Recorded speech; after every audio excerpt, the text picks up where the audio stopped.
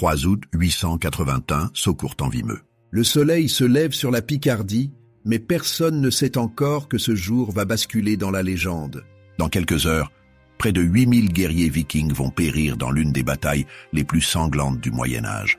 Leur sang va imprégner la terre pendant des jours. Leur défaite va résonner jusqu'en Scandinavie comme un coup de tonnerre. Depuis plus d'un siècle, l'Europe vit dans la terreur. Les dracars remontent les fleuves, les monastères brûlent, les villes tombent.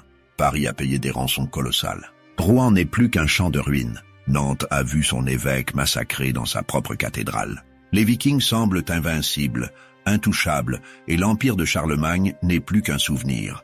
Les Francs paient pour qu'ils partent. L'humiliation est totale. Charles le Chauve, petit-fils du grand empereur, a versé 5000 livres d'argent plutôt que de les combattre. Les chroniqueurs écrivent que Dieu punit les chrétiens pour leurs péchés. Les moines prient, les rois négocient, les paysans fuient. L'Occident chrétien est au bord du gouffre. Mais ce 3 août 881, tout va changer. Un jeune roi de 18 ans va briser la légende de l'invincibilité viking. Son nom, Louis III. Sa victoire va être telle qu'on l'immortalisera dans un poème germanique qui traversera les siècles. Et pour les Normands, ce sera le début d'une nouvelle réalité. Ils peuvent saigner, ils peuvent mourir, ils peuvent perdre. Pour comprendre l'ampleur du carnage de Saucourt, il faut remonter au début. 793, côte nord-est de l'Angleterre. Le monastère de Lindisfarne, haut lieu spirituel du christianisme, voit arriver des navires étranges. Des hommes en descendent, grands, blonds, armés jusqu'aux dents. En quelques heures, ils massacrent les moines, pillent les trésors sacrés, violent les religieuses et incendient les bâtiments. C'est le premier raid viking enregistré dans les chroniques. Ce ne sera pas le dernier. L'Europe découvre alors un nouveau type d'ennemi. Les Vikings ne cherchent pas à conquérir des territoires, pas encore. Ils viennent piller, tuer, prendre des esclaves et repartir avant que quiconque puisse organiser une défense. Leurs dracars, ces navires longs à la proue sculptée, peuvent naviguer en eau peu profonde. Ils remontent les fleuves là où aucune armée ne peut les suivre. Ils frappent vite, fort et disparaissent. Les chroniques franques décrivent des scènes d'horreur. En 845, Ragnar Lodbrok, l'un des plus célèbres chefs vikings, remonte la Seine avec 120 navires. Paris est à sa merci. Charles le Chauve rassemble une armée, mais Ragnar pend 111 prisonniers francs devant les fortifications pour terroriser les défenseurs. Le roi capitule et verse 7000 livres d'argent. Les Vikings repartent en riant. 843, Nantes. La ville portuaire sur la Loire vit dans une fausse sécurité. C'est le jour de la Saint-Jean, les habitants célèbrent. Soudain, les dracars surgissent. Les Vikings massacrent tout ce qui bouge. L'évêque Goar est tué avec ses fidèles dans sa propre cathédrale. Les survivants sont emmenés comme esclaves. Nantes brûle pendant 3 jours, les raids se multiplient. Bordeaux tombe en 848 après des mois de siège. Tours, ville sacrée de Saint-Martin, est pillée. Orléans ne doit son salut qu'à une contre-attaque désespérée menée par ses évêques. Les Vikings installent des bases permanentes, des camps fortifiés d'où ils lancent leurs expéditions. L'île de Noirmoutier devient leur repère. Ils hivernent désormais en territoire franc, préparant leur prochain coup. Ce qui terrorise le plus, c'est leur efficacité. Les Vikings ne perdent jamais. Quand une armée franque se forme, ils l'évitent. Quand une ville se fortifie, ils en attaquent une autre. Ils connaissent parfaitement la géographie des fleuves, les points faibles des défenses, les moments où les garnisons sont réduites. Ils ont des espions partout, des informateurs qui leur vendent des renseignements contre de l'or. L'empire carolingien se désintègre. À la mort de Charlemagne en 814, ses héritiers se déchirent. Le traité de Verdun en 843 divise l'empire en 3 royaumes. Pendant que les petits-fils de Charlemagne se font la guerre, les Vikings pillent tranquillement. Personne ne coordonne la défense. Chaque seigneur protège son propre territoire et laisse ses voisins brûler. Les Vikings exploitent ces divisions avec un génie tactique redoutable. Ils jouent les factions franques les unes contre les autres. En 858, certains d'entre eux s'allient même avec des nobles rebelles contre le roi. L'humiliation est totale quand Charles le Chauve doit payer ses propres alliés vikings pour qu'ils combattent d'autres vikings. La Francie occidentale saigne. Amiens, Corbie, Cambrai, Arras, autant de villes saccagées entre 880 et 881. Les abbayes, riches en trésors, sont des cibles privilégiées. Saint-Riquier, Saint-Germain, Saint-Martin, toutes pillées. Les moines enterrent leurs reliques, cachent leurs manuscrits, fuient vers des régions plus sûres. La culture européenne risque de disparaître. Les Vikings ne se contentent plus de raids éclairs. Ils mènent des campagnes organisées avec des objectifs précis. En 885, ils assiègent Paris pendant 11 mois avec une flotte de 700 navires et 30 000 hommes. La ville résiste héroïquement sous le commandement du comte Eudes, mais l'empereur Charles le Gros finit par payer 700 livres d'argent pour qu'ils partent. L'humiliation atteint son sommet. Les Francs commencent à croire que les Vikings sont invincibles. Les chroniqueurs écrivent qu'ils sont le fléau de Dieu, envoyé pour punir les péchés des chrétiens. Cette interprétation arrange certains, car elle transforme une défaite militaire en épreuve spirituelle. Mais la réalité est plus simple. Les Vikings gagnent parce qu'ils sont mieux organisés, mieux équipés et mieux commandés. Leur tactique militaire repose sur la mobilité et la surprise. Ils voyagent légers, frappent vite et se retirent avant qu'une armée puisse les encercler. Leurs haches de combat, longues et tranchantes, sont redoutables au corps à corps. Leur formation en mur de bouclier, le Skjalborg, est presque impossible à briser. Et surtout, ils n'ont pas peur de mourir. Ceux qui tombent au combat rejoignent Odin au Valhalla. La mort est une promotion, pas une fin. Les Francs, eux, combattent pour défendre leurs terres, leur famille, leur foi. Mais leur système féodal les handicape. Un seigneur ne peut mobiliser ses vassaux que pendant 40 jours par an. Les armées se forment lentement, marchent lentement, et quand elles arrivent sur les lieux du raid, les Vikings sont déjà repartis avec leur butin. La cavalerie lourde franque, pourtant redoutable, est inadaptée à ce type de guerre. Les chevaliers en armure peuvent écraser une armée rangée en bataille, mais ils ne peuvent rien contre des raiders qui refusent le combat. Les Vikings choisissent le terrain, le moment, les conditions. Ils dictent les règles du jeu. 880, la situation atteint un point critique. Les Vikings viennent de subir une défaite à la bataille de Timéon face à Louis le Jeune, roi de Francie orientale. Mais au lieu de rentrer chez eux, ils se tournent vers l'ouest. Novembre 880, ils prennent Courtrai. Décembre 880, Cambrai et Arras brûlent. 881, Amiens tombe, puis Corbie. Rien ne les arrête. Le royaume de Louis III et de son frère Carloman II est au bord de l'effondrement. Les deux jeunes rois, à peine majeurs, font face à des menaces de tous côtés. Leur cousin Louis le Jeune leur réclame la Lotharingie. Leur grand-oncle Boson s'est autoproclamé roi en Bourgogne. Et maintenant, une armée viking massive remonte vers Paris. Les chroniques parlent de plusieurs milliers de guerriers nordiques. Certaines sources évoquent 5000, d'autres montent jusqu'à 10 000. Le chiffre exact importe peu. Ce qui compte, c'est qu'ils forment la plus grande armée viking jamais vue en Francie occidentale. Ils sont commandés par des chefs expérimentés, enrichis par des décennies de pillage. Ils se croient invincibles, et ils ont raison de le croire. Depuis 793, depuis près d'un siècle, aucune armée franque n'a remporté de victoire décisive contre eux. Les quelques succès sont des escarmouches sans conséquence. La grande bataille, celle qui changerait tout, n'a jamais eu lieu. Les Vikings ne la cherchent pas et les Francs ne peuvent pas les forcer à la livrer. Mais en août 881, tout va changer. Louis III va accomplir ce que son grand-père Charles le Chauve n'a jamais osé faire. Il va forcer les Vikings à combattre. Il va transformer leur force en faiblesse. Il va leur tendre un piège dont ils ne sortiront pas vivants. Et l'Europe va découvrir que les hommes du Nord peuvent saigner. Louis III n'a que 18 ans quand il monte sur le trône en 879. Son père, Louis II le Bègue, vient de mourir après seulement 2 ans de règne. Le royaume est dans le chaos. Les grands vassaux se disputent le pouvoir. Les Vikings multiplient les raids. Et le jeune roi doit partager son héritage avec son frère Carloman II. Le partage s'effectue en mars 880 à Amiens. Louis obtient la Neustrie et la Francie, le cœur du royaume. Carloman reçoit l'ouest de la Bourgogne, l'Aquitaine et la Septimanie. Cette division affaiblit encore plus un royaume déjà fragile. Mais les deux frères n'ont pas le choix. Les grands du royaume l'exigent. Dès le début, Louis III montre un caractère différent. Là où son grand-père Charles le Chauve négociait et payait, lui veut combattre. Là où les autres rois fuyaient et temporisaient, lui cherche l'affrontement. Il a grandi dans un monde ravagé par les Vikings. Il a vu les villes brûler, entendu les récits d'horreur, senti l'humiliation de son peuple. Il refuse que cela continue. Novembre 879, vallée de la Vienne. Une armée viking remonte le fleuve. Louis III et Carloman réunissent leurs forces et lancent une attaque surprise. C'est une victoire éclatante. Les chroniques parlent de centaines de Vikings tués. Pour la première fois depuis longtemps, les Francs reprennent confiance. Leur jeune roi n'a pas peur, mais les défis s'accumulent. Les deux frères doivent affronter leur cousin Louis le Jeune qui revendique la Lotharingie. Ils sont forcés de signer le traité de Ribemont en 880, cédant ses territoires. Puis leur grand-oncle Bosson se proclame roi en Bourgogne. Août 880, ils marchent contre lui. La bataille de Crèche-sur-Saône est une nouvelle victoire. Les troupes de Bosson sont écrasées. Mâcon est reprise. Mais Vienne résiste.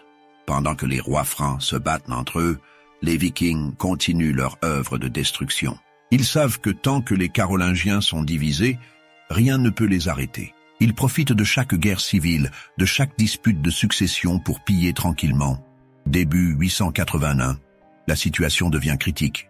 Les Vikings, qui ont ravagé le nord après leur défaite à Timéon face à Louis le Jeune de Francie orientale, se dirigent vers le cœur du royaume. Courtrai tombe en novembre 880. Cambrai et Arras brûlent en décembre. En 881, c'est au tour d'Amiens et de Corbie. La progression viking suit un schéma bien rodé. Ils remontent les fleuves, attaquent les villes mal défendues, prennent leur temps pour piller méthodiquement. Les habitants qui peuvent fuir abandonnent tout. Ceux qui restent sont massacrés ou réduits en esclavage. Les Vikings ne font pas de prisonniers, sauf s'ils peuvent en tirer une rançon. Louis III comprend qu'il doit agir. S'il laisse les Vikings atteindre Paris, la capitale tombera. La légitimité de sa dynastie sera définitivement brisée. Les grands vassaux pourraient chercher un autre roi, peut-être un étranger capable de défendre le royaume. Le jeune souverain n'a qu'une option, forcer les Vikings au combat et les écraser. Mais c'est plus facile à dire qu'à faire. Les Vikings n'acceptent la bataille rangée que s'ils sont sûrs de gagner ou s'ils n'ont pas le choix. Sinon, ils se dispersent des fuyants. Aucune armée ne peut les rattraper quand ils regagnent leur navire. Louis III doit trouver un moyen de les coincer. Le roi rassemble ses forces. Il fait appel à tous ses vassaux, à tous les guerriers disponibles. Les chroniques parlent de 10 000 soldats francs mobilisés. C'est une armée considérable pour l'époque, mais elle représente un énorme effort logistique. Nourrir, armer et déplacer tant d'hommes demande une organisation parfaite. Louis III bénéficie du soutien de grands seigneurs expérimentés. Bernard d'Auvergne, qui a servi son père, connaît bien les tactiques vikings. Hugues l'Abbé, puissant aristocrate, apporte ses propres troupes. D'autres vassaux, lassés de voir leurs terres ravagées, répondent à l'appel avec enthousiasme. Pour une fois, le royaume est uni. Le jeune roi a aussi un avantage psychologique. Il incarne l'espoir. Après des décennies de défaites et d'humiliations, les Francs veulent croire qu'un sauveur est possible. Louis III n'est pas un vieux roi fatigué comme son grand-père. C'est un guerrier dans la force de l'âge, courageux et déterminé. Les soldats le suivent parce qu'ils sentent qu'il ne les trahira pas. Les espions rapportent que les Vikings remontent vers Paris après avoir pillé Amiens et Corbie. Ils sont chargés de butin, alourdis par leur succès. C'est le moment de frapper. Louis III sait qu'ils doivent passer par la région du Vimeux, une zone de plaines et de vallées propice à une embuscade. Il décide de les y attendre. Le plan est simple mais audacieux. Envoyer des éclaireurs pour repérer l'armée viking. La laisser s'avancer profondément en territoire franc, puis la prendre au piège quand elle sera isolée, loin de ses navires, avec son butin qui ralentit sa marche. Les Vikings devront combattre ou tout abandonner, et Louis III parie qu'ils choisiront le combat. Juillet 881, l'armée franque se met en marche. Les soldats savent ce qui les attend. Beaucoup n'en reviendront pas, mais ils avancent quand même. Ils en ont assez de fuir, assez de voir leur famille massacrée, leurs maisons brûlées. Cette fois, ils vont se battre. Cette fois, ils vont gagner ou mourir. Louis III chevauche à la tête de ses troupes. Les chroniqueurs décrivent un jeune homme au visage déterminé, priant avant chaque étape. Il invoque Dieu et les saints, demande leur protection. Mais il ne compte pas que sur la prière. Il a étudié les tactiques vikings, leurs forces et leurs faiblesses. Il sait comment les battre. Les éclaireurs francs repèrent l'armée viking près de la villa de Saucourt, au sud d'Abbeville. Ils sont nombreux, très nombreux. Les chroniques parlent d'au moins 5000 guerriers, peut-être plus. Ils avancent lentement, confiants. Ils ne s'attendent pas à une résistance sérieuse. Après tout, aucune armée franque ne les a jamais vraiment affrontés. Louis III positionne ses troupes avec soin. Il choisit un terrain qui empêche les Vikings de se disperser. Des collines d'un côté, une rivière de l'autre. S'ils veulent passer, ils devront traverser une plaine étroite. C'est là que les Francs les attendront. C'est là que le sang coulera. Le 2 août, les derniers préparatifs sont terminés. Les soldats francs vérifient leurs armes, prient une dernière fois. Certains écrivent des testaments hâtifs. D'autres embrassent des médailles de saints. Tous savent que demain sera un jour de vérité. Soit le royaume sera sauvé, soit il tombera définitivement aux mains des païens du Nord. La nuit du 2 au 3 août est courte. Peu d'hommes dorment. On entend des prières murmurées, des pleurs étouffés, des rires nerveux. Les feux de camp illuminent les visages tendus. Quelque part dans l'obscurité, l'armée viking bivouaque aussi. Eux aussi sentent qu'un moment décisif approche. À l'aube du 3 août 881, Louis III enfile son armure. Il bénit son épée. Il regarde ses hommes assemblés et leur parle. Les chroniques ne rapportent pas ces mots exacts, mais elles disent qu'il évoqua Charlemagne, la grandeur passée des Francs, l'honneur de défendre la chrétienté. Puis il monte sur son cheval et donne l'ordre d'avancer. La bataille de Saucourt-en-Vimeux est sur le point de commencer. Dans quelques heures, près de 8000 Vikings seront morts. L'Europe comprendra que les hommes du Nord ne sont pas invincibles, et un jeune roi de 18 ans entrera dans la légende. 3 août 881, premières heures du matin. L'armée viking se remet en marche. Les guerriers nordiques avancent sans méfiance particulière. Ils ont pillé Amiens, Corbie, des dizaines de villages. Leurs chariots débordent de butin. Ils pensent déjà au retour, aux navires qui les attendent, à la gloire qui les attend en Scandinavie. Les éclaireurs vikings rapportent qu'une armée franque se trouve devant eux. Mais les chefs ne s'inquiètent pas. Combien de fois ont-ils vu les Francs fuir avant même le combat? Combien de fois ces chrétiens ont-ils préféré payer plutôt que se battre? Les Viking Green. Ils vont balayer ces paysans en armure comme ils l'ont toujours fait.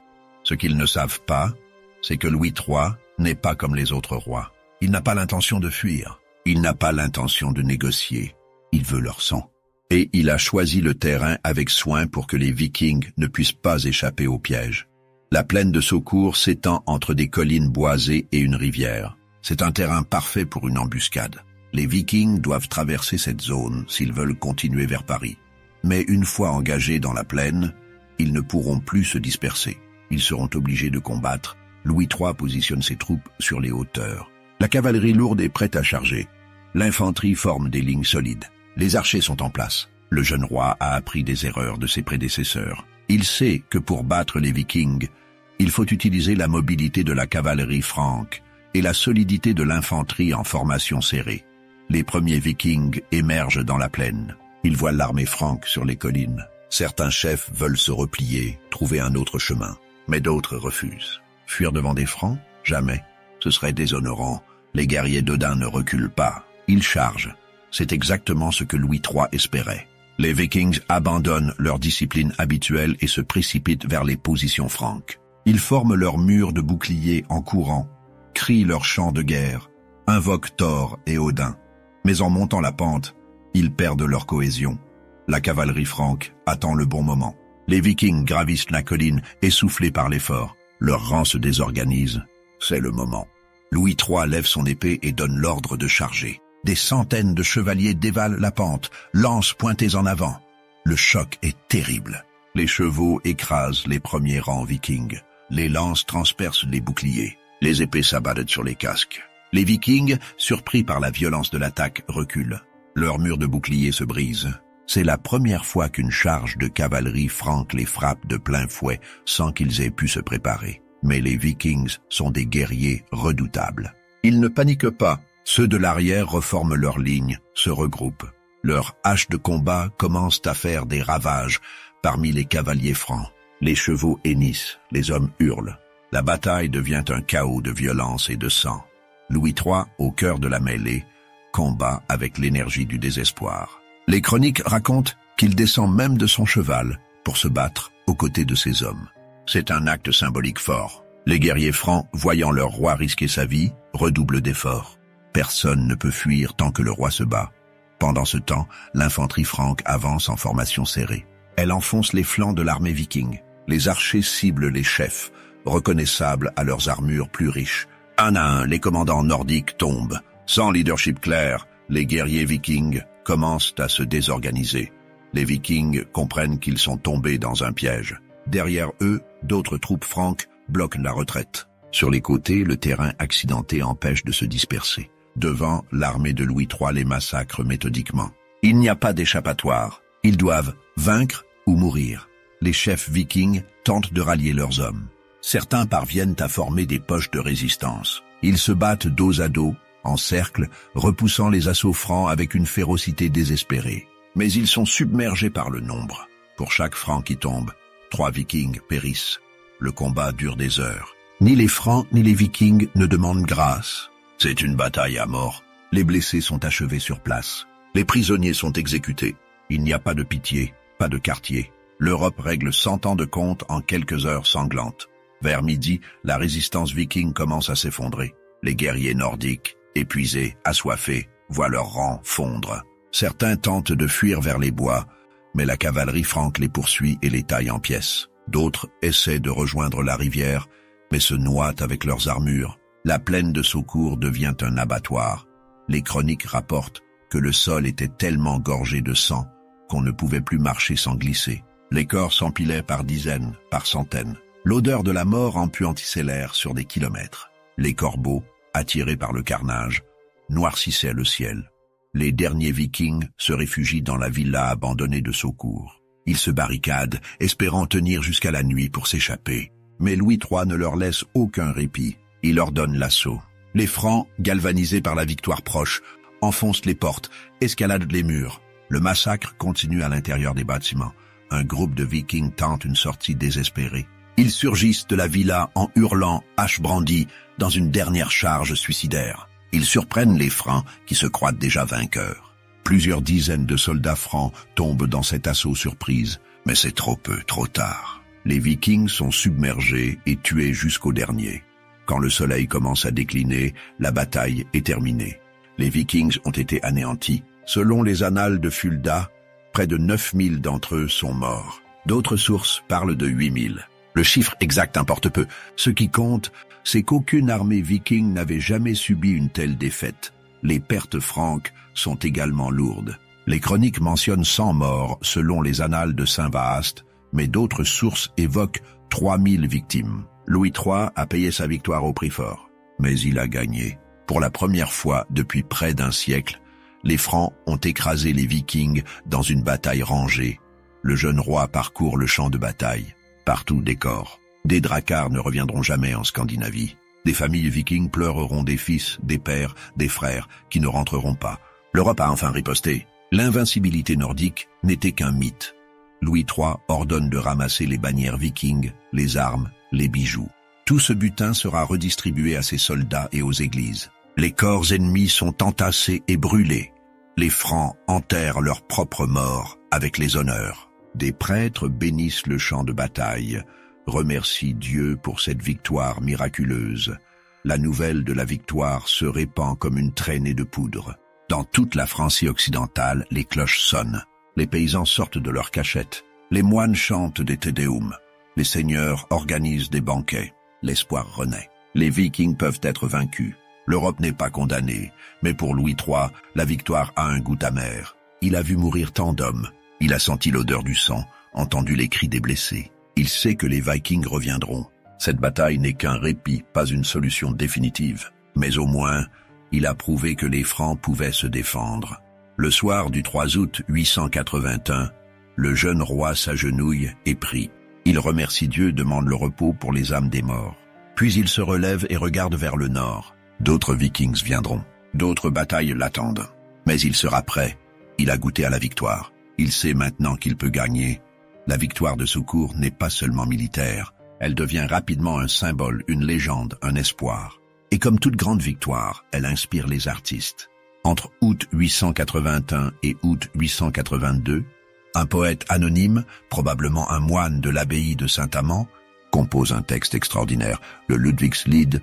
La chanson de Louis, ce poème en vieux haut allemand, compte 59 vers. C'est l'un des plus anciens témoignages de la langue germanique, mais c'est surtout une œuvre de propagande géniale. Le poète transforme Louis III en héros chrétien, en champion de Dieu face aux païens. Il donne un sens religieux à la bataille de Saucourt.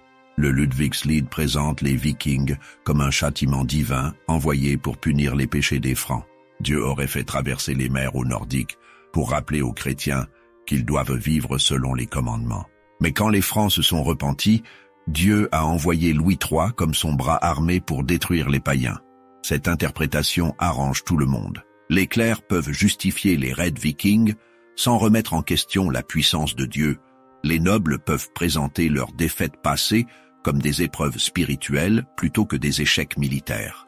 Et Louis III devient un roi sacré, choisi par Dieu lui-même. Le poème décrit Louis comme un souverain pieux qui prie avant et après la bataille. Il présente sa victoire comme un miracle plutôt que le résultat d'une bonne tactique. C'est la foi du roi qui a triomphé, pas son armée. Cette vision religieuse masque la réalité brutale du carnage, mais elle permet de donner de l'espoir à un peuple traumatisé. Le Ludwigslied est destiné aux hôtes germanophones de l'abbaye de Saint-Amand. Louis III comprend probablement le germanique, comme beaucoup de nobles carolingiens. Mais la plupart de ses sujets parlent des dialectes romans. Le poème vise donc une élite cultivée capable d'apprécier sa dimension littéraire. La forme du Ludwigslied suit la tradition des chants de louanges germaniques, les Preislied. C'est un genre ancien qui célèbre les guerriers victorieux. Le poète christianise cette tradition païenne, créant une synthèse entre la culture germanique et la foi chrétienne. Louis III devient à la fois un héros germanique et un saint chrétien. Le texte sera recopié dans un manuscrit conservé aujourd'hui à la bibliothèque municipale de Valenciennes. Il sera oublié pendant des siècles, puis redécouvert en 1672 par Dom Mabillon. En 1837, August Heinrich Hoffmann von Fallersleben retrouve le manuscrit original. Le Ludwigslied ressuscite alors, témoignage émouvant d'une époque disparue. Mais la chanson de Louis n'est pas le seul texte à célébrer la victoire de Saucourt. La chanson de Geste Gormont et Isambard, composée plus tard, évoque également cette bataille. Elle la romance, la transforme en épopée chevaleresque. Les faits historiques se mêlent à la fiction pour créer une légende.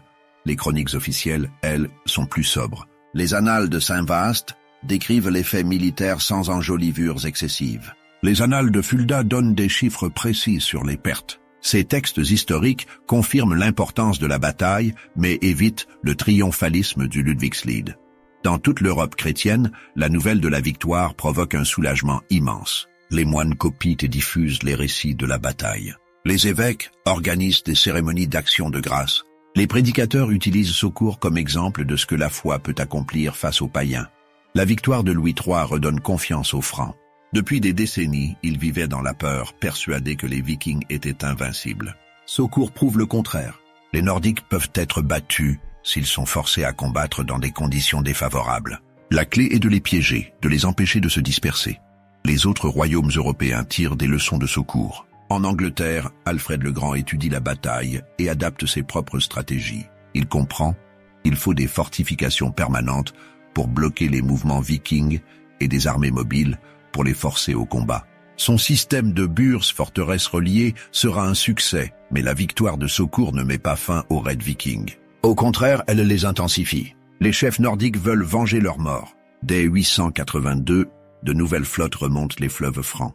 Le Hainaut est mis à sac. Laon et Reims sont menacés. Saint-Quentin et Amiens brûlent à nouveau. Louis III ne peut pas exploiter sa victoire. Le 5 août 882, exactement un an après Saucourt, le jeune roi meurt dans des circonstances tragiques. Il poursuit une jeune fille qui se réfugie dans la maison de son père. En entrant à cheval, il se fracasse le crâne contre le linteau d'une porte trop basse. Il meurt 2 jours plus tard à Saint-Denis. Cette mort absurde stupéfie l'Europe. Le héros de Saucourt, le sauveur de la chrétienté, disparaît à 18 ans dans un accident ridicule. Certains chroniqueurs refusent d'y croire et attribuent sa mort à une rupture d'anémirisque survenue pendant la bataille. Mais la version du linteau est celle qui s'impose. Son frère Carloman II lui succède. Il continue la lutte contre les Vikings jusqu'à sa propre mort en 884, tué par une flèche perdue lors d'une chasse. Les 2 jeunes rois carolingiens qui ont vaincu les Vikings à Saucourt meurent tous les 2 dans des accidents stupides. Le destin est cruel, mais la légende de Saucourt perdure. Dans les manuels scolaires de la Troisième République, la bataille figure aux côtés de Gergovie et Marignan. Les instituteurs racontent aux enfants comment un jeune roi courageux a sauvé la France. Puis la bataille disparaît des programmes après la Première Guerre mondiale, reléguée dans l'oubli. Aujourd'hui, Saucourt est un hameau paisible dans la Somme. Peu de touristes viennent visiter le lieu de la bataille. Aucune fouille archéologique n'a été réalisée. Pourtant, le sol recèle probablement encore des traces du carnage. Armes rouillées, ossements, objets vikings. L'histoire dort sous les champs de blé. Une croix de tuf s'élevait longtemps près du lieu de la bataille, érigée selon la tradition pour commémorer la victoire de Louis III. En 1994, elle fut endommagée. Les communes voisines la rachetèrent et la restaurèrent. Elle se dresse maintenant à un carrefour, dernier témoin silencieux de la journée où l'Europe a repris espoir. Le Ludwigslied, lui, survit dans sa bibliothèque de Valenciennes. Les philologues l'étudient, les historiens le citent. Ces 59 vers rappellent que la littérature peut être aussi puissante qu'une armée. Un poème anonyme de 1100 ans a mieux préservé la mémoire de Saucourt que tous les monuments. La bataille de Saucourt-en-Vimeux prouve qu'un homme déterminé peut changer le cours de l'histoire. Louis III n'avait que 18 ans, un royaume divisé, des ennemis partout. Mais il a refusé de plier. Il a forcé le combat quand tous les autres fuyaient. Il a vaincu quand tous le croyaient perdu. Et pendant quelques années, l'Europe a cru qu'un avenir sans Vikings était possible. Saucourt ne met pas fin aux raids vikings, mais change radicalement la dynamique du pouvoir en Europe. Avant cette bataille, les Nordiques dictaient les règles. Ils attaquaient quand et où ils voulaient. Après Saucourt, ils savent qu'ils peuvent être piégés, battus, anéantis. La peur change de camp. Les conséquences immédiates sont limitées. Les Vikings continuent leur raid après 881, mais ils deviennent plus prudents. Ils évitent les batailles rangées. Ils préfèrent frapper des cibles isolées plutôt que d'affronter des armées préparées. Saucourt a brisé leur arrogance, planté le doute dans leurs esprits. Les royaumes européens tirent des leçons tactiques. Saucourt démontre l'importance du terrain. Louis III a choisi une plaine étroite où les Vikings ne pouvaient pas se disperser. Cette stratégie sera copiée partout. Les généraux francs, anglais, germaniques étudient la bataille et adaptent leurs propres tactiques. La cavalerie lourde prouve son efficacité quand elle est bien utilisée. À Saucourt, les chevaliers francs ont brisé le mur de boucliers vikings par une charge coordonnée. Cette leçon sera appliquée pendant des siècles. La cavalerie médiévale devient la force dominante sur les champs de bataille européens. Mais Saucourt a aussi un impact psychologique énorme. Les Francs redécouvrent leur courage. Ils comprennent que les Vikings ne sont pas des démons invincibles envoyés par les dieux. Ce sont des hommes qui peuvent mourir, saigner, perdre. Cette prise de conscience est révolutionnaire. Les Vikings, eux, ajustent leur stratégie. Puisque les batailles rangées deviennent dangereuses, ils multiplient les petits raids éclairs. Ils installent des bases permanentes en Normandie, en Angleterre, en Irlande. Plutôt que de piller et repartir, ils colonisent. C'est le début de l'intégration viking en Europe. En 911, le chef viking Rollon assiège Chartres. Il est battu par le comte Richard de Bourgogne. Le roi Charles III le Simple négocie alors avec Rollon. Au traité de Saint-Clair-sur-Epte, il lui cède la Normandie en échange de sa conversion au christianisme et de son serment de fidélité. Les Vikings deviennent normands. Cette transformation est directement liée à Saucourt. Les chefs nordiques comprennent qu'ils ne peuvent pas conquérir l'Europe par la force. Mais ils peuvent s'y installer, adopter la religion locale, se marier avec les élites franques. En 2 générations, les Vikings de Normandie parlent français et se considèrent comme des seigneurs chrétiens. En Angleterre, le processus est similaire. Après des décennies de guerre, le royaume anglais et le Danelaw trouvent un équilibre. Les Vikings danois s'installent dans le nord-est de l'Angleterre, adoptent progressivement les coutumes locales. En 1066, leurs descendants normands conquéreront toute l'Angleterre sous Guillaume le Conquérant. L'impact de Saucourt résonne donc bien au-delà de la bataille elle-même. Elle marque le début de la fin de l'âge viking, non pas parce qu'elle les arrête militairement, mais parce qu'elle les force à changer de stratégie. Plutôt que de rester des raiders, ils deviennent des colons. Plutôt que de détruire l'Europe, ils s'y intègrent.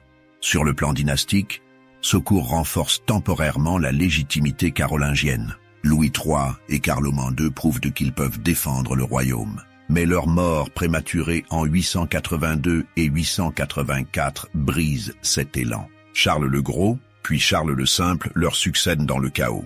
La dynastie carolingienne agonise. Le vrai gagnant de Saucourt, c'est finalement la famille robertienne. Le comte Eudes, qui a défendu héroïquement Paris lors du siège de 885-887, gagne un prestige immense. En 888, il est élu roi de Francie occidentale. Sa dynastie, les Robertiens, deviendra la dynastie capétienne qui régnera sur la France pendant 800 ans. Saucourt démontre aussi l'importance de la coordination militaire. Louis III a réussi à unir temporairement les vassaux francs sous son commandement. Cette unité, même brève, a permis la victoire. Les rois suivants comprendront qu'un royaume divisé est condamné. La centralisation du pouvoir royal commence à Saucourt. Les monastères tirent leurs propres conclusions. Après avoir fui et caché leurs trésors pendant des décennies, ils commencent à se fortifier. Les abbayes deviennent des places fortes, avec des murailles, des tours, des garnisons. Cette militarisation du clergé est une conséquence directe des raids vikings. La culture européenne elle-même est transformée. Les Vikings apportent avec eux des technologies navales avancées, des routes commerciales vers l'Orient, des objets précieux pillés partout en Europe. Malgré la violence de leurs raids, ils contribuent paradoxalement au développement économique et culturel de l'Europe médiévale. Les villes portuaires se développent pour contrôler les embouchures des fleuves et empêcher les raids. Paris, Rouen, Orléans se fortifient massivement. Ces investissements défensifs stimulent l'économie urbaine et accélèrent la renaissance des villes au Moyen Âge. Le système féodal lui-même évolue en réaction aux Vikings. Les seigneurs locaux prennent plus d'autonomie pour défendre leurs terres sans attendre l'armée royale. Les châteaux se multiplient. Le pouvoir se fragmente mais devient plus réactif face aux menaces. C'est le début de la féodalité classique. Sur le plan religieux, Saucourt est présenté comme une victoire de la chrétienté sur le paganisme. Cela renforce l'idée de guerre sainte bien avant les croisades. Les évêques commencent à bénir les armées, à présenter le combat contre les païens comme un devoir sacré. La violence devient sanctifiée. Les Vikings qui se convertissent au christianisme le font souvent sincèrement, impressionnés par la foi de leurs adversaires. D'autres conversions sont purement politiques, mais elles facilitent l'intégration. En 3 générations, les descendants des pillards de Saucourt sont des chrétiens fervents qui fondent des abbayes et font des pèlerinages. L'héritage militaire de Saucourt est étudié pendant des siècles. Les académies militaires analysent comment Louis III a piégé une force supérieure en nombre. Les principes tactiques utilisés, choix du terrain, coordination des armes, utilisation de la cavalerie, restent pertinents jusqu'à l'âge moderne. Saucourt inspire aussi la littérature. Au-delà du Ludwigslied et de Gormont et Isambard, la bataille apparaît dans de nombreuses chroniques médiévales. Chaque chroniqueur ajoute ses propres détails, transforme progressivement l'histoire en légende. Louis III devient un héros national français. Au XIXe siècle, pendant la montée du nationalisme français, Saucourt est récupéré comme symbole de résistance face à l'envahisseur. Les historiens romantiques en font une épopée patriotique. La Troisième République l'enseigne dans les écoles primaires pour former les futurs citoyens. Après la Première Guerre mondiale, la bataille disparaît des manuels. Les Français ont vécu assez d'horreur pour ne plus glorifier la guerre médiévale. Saucourt rejoint l'oubli relatif où elle demeure aujourd'hui. Seuls les historiens médiévistes s'en souviennent encore. Pourtant, Saucourt mérite d'être rappelé. C'est l'histoire d'un jeune homme qui refuse l'inacceptable, qui décide que même face à un ennemi apparemment invincible, il faut se battre, qui rassemble son courage et celui de son peuple pour frapper un grand coup, et qui gagne contre toute attente.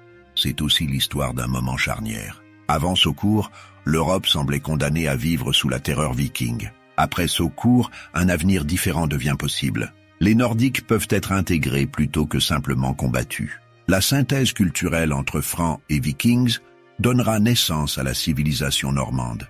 Aujourd'hui, les descendants des Vikings et des Francs vivent côte à côte en Europe.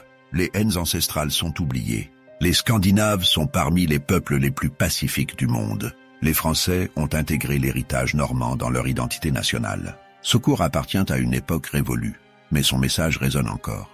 Face à la peur, face à l'ennemi qui semble invincible, il est possible de résister, il est possible de gagner. Il suffit de courage, de détermination et d'intelligence tactique. Louis III avait 18 ans quand il a sauvé son royaume. Son exemple inspire toujours ceux qui refusent de se soumettre.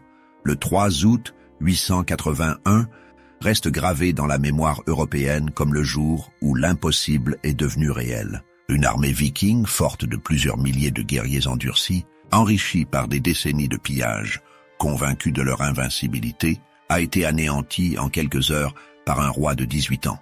Les chiffres parlent d'eux-mêmes. Entre 8000 et 9000 vikings sont morts à Saucourt selon les sources les plus fiables. C'est la plus grande défaite viking jamais enregistrée en Francie occidentale.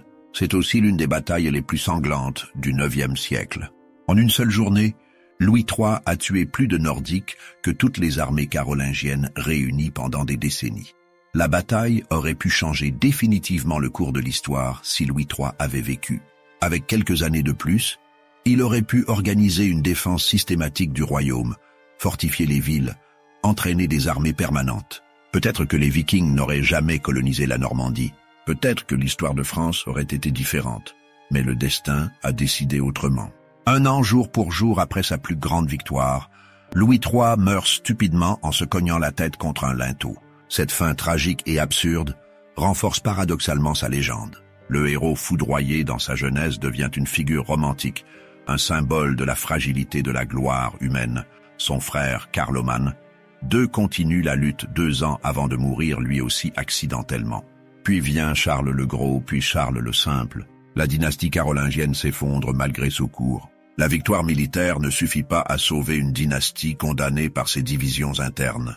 Les Vikings, eux, tirent les leçons de leur défaite. Ils abandonnent progressivement les grands raids pour adopter une stratégie de colonisation. En Normandie, en Angleterre, en Irlande, en Russie, ils s'installent définitivement. En quelques générations, ils deviennent indiscernables des populations locales. Les pillards se transforment en ducs, en comtes, en rois. Cette transformation est peut-être la vraie victoire européenne. Les Vikings ne sont pas exterminés, mais civilisés. Ils apportent leur énergie, leur courage, leurs compétences maritimes. En retour, ils adoptent le christianisme, les lois romaines, la culture lettrée. La synthèse culturelle qui en résulte enrichit l'Europe entière. Saucourt marque donc une victoire ambiguë. Militairement, c'est un triomphe écrasant. Stratégiquement, l'impact est limité car les Vikings continuent leur raid. Politiquement, la victoire ne sauve pas la dynastie carolingienne. Mais symboliquement, Saucourt est cruciale. Elle prouve que l'Europe peut se défendre. L'histoire de Louis III rappelle que les grands hommes ne naissent pas, ils se forgent. À 16 ans, c'était un adolescent sans expérience qui héritait d'un royaume en ruine. À 18 ans, il battait la plus grande armée viking jamais assemblée. À 18 ans et un jour, il mourait. 3 ans qui ont changé l'histoire. Combien de potentiels Louis III sont morts jeunes sans avoir eu leur chance? Combien de génies militaires, de leaders nés, de sauveurs potentiels sont tombés dans des batailles obscures ou des accidents stupides avant de pouvoir marquer l'histoire? Louis III a eu sa chance et l'a saisie. Mais son destin aurait pu être différent. La bataille de Saucourt en Vimeux nous enseigne plusieurs leçons. D'abord qu'aucun ennemi n'est invincible. Les Vikings terrorisaient l'Europe depuis un siècle, mais ils ont été écrasés quand on les a forcés à combattre dans des conditions défavorables. Le mythe de l'invincibilité est souvent plus puissant que la réalité. Ensuite, que le terrain est décisif. Louis III n'a pas gagné par le nombre ou par l'armement supérieur. Il a gagné en choisissant où se battre. Il a attiré les Vikings dans un piège géographique dont ils ne pouvaient pas s'échapper. L'intelligence tactique vaut mieux que la force brute. Enfin, que le courage d'un individu peut inspirer tout un peuple. Louis III aurait pu négocier comme son grand-père. Il aurait pu fuir comme tant d'autres rois. Il a choisi de se battre. Et son courage a donné à ses soldats la force de vaincre. Le leadership ne se commande pas, il se démontre. Aujourd'hui, le hameau de Saucourt sommeille paisiblement dans la campagne picarde. Les tracteurs labourent les champs où 8000 Vikings sont morts. Les touristes ignorent ce lieu en allant vers des destinations plus célèbres. L'histoire est oubliée, la légende s'efface. Mais sous la terre, les fantômes se souviennent. Les ossements vikings témoignent silencieusement du jour où l'impossible s'est produit. Les armes rouillées racontent la violence du choc. Les bijoux perdus évoquent les familles scandinaves qui ont attendu en vain le retour de leurs guerriers. Une croix solitaire se dresse près d'un carrefour, dernière sentinelle de la mémoire. Les rares passants qui la remarquent ne savent pas ce qu'elle commémore. Ils ne connaissent pas Louis III. Ils n'ont jamais entendu parler du Ludwigslied. Pour eux, c'est juste une vieille croix dans un vieux pays. Mais l'histoire continue de résonner pour ceux qui savent l'écouter. Chaque fois qu'un peuple opprimé se soulève contre un oppresseur apparemment invincible, l'esprit de Saucourt est présent. Chaque fois qu'un jeune leader défie les conventions et ose l'impossible, Louis III est là. Chaque fois que le courage triomphe de la peur, la bataille revit. Le 3 août 881, un adolescent de 18 ans a prouvé qu'un seul homme peut changer l'histoire, que la détermination peut vaincre la force, que l'intelligence tactique surpasse le nombre, que l'Europe pouvait se défendre. Cette leçon traverse les âges et reste d'actualité. Alors oui, 8000 à 9000 Vikings sont morts en quelques heures à Saucourt-en-Vimeux. Oui, leur sang a inondé la plaine picarde. Oui, leur défaite a marqué un tournant dans l'histoire européenne. Mais plus important encore, un jeune roi a refusé de plier. Il a osé défier l'impossible. Et il a gagné. C'est cette histoire que nous devons nous rappeler. Pas les détails sanglants du combat, pas le décompte macabre des morts, mais le courage d'un jeune homme qui a décidé que son peuple méritait mieux que la terreur et la soumission, qui a rassemblé une armée, tendu un piège, forcé le combat, et qui, pendant quelques heures glorieuses, a sauvé l'Europe, Louis III de France.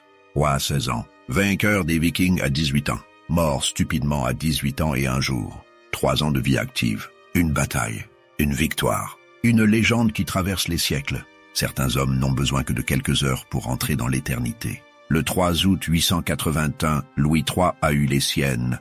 L'Europe ne l'oubliera jamais complètement.